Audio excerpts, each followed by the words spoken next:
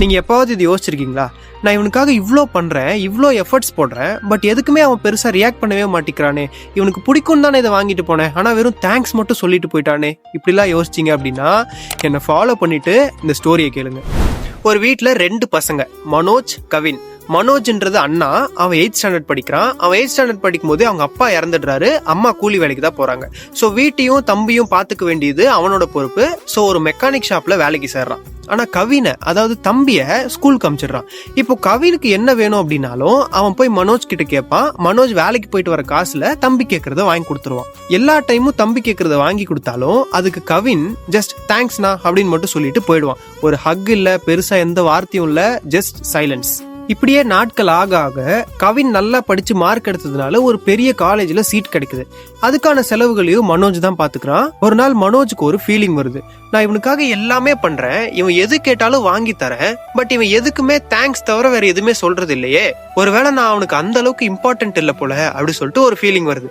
உடனே கவினுக்கு கால் பண்றான். கால் பண்ண உடனே கவின் போன் எடுத்து, ஆனா நான் கொஞ்சம் பிஸியா இருக்கேன், அப்புறமா கால் பண்றேன் அப்படி சொல்லிட்டு வச்சுட்டான். இப்போ மனோஜ்க்கு மனசே உடைஞ்சிருது. உண்மையாவே நான் அவனுக்கு அவ்வளவு இம்பார்ட்டன்ட் இல்ல அப்படி சொல்லிட்டு ஃபீல் பண்றாரு. இது நடந்து கொஞ்ச நாள் கழிச்சு மனோஜ் கவினோட காலேஜுக்கு கவினுக்கு ஃபீஸ் கட்டுறதுக்காக போறாரு. அப்போ திடீர்னு ஒருத்தர் நிறுத்தி, நீங்க மனோஜ் தானே, உங்க தம்பி உங்களை பத்தி நிறைய சொல்லியிருக்காரு அப்படின்னு சொல்லிட்டு சொல்றாரு.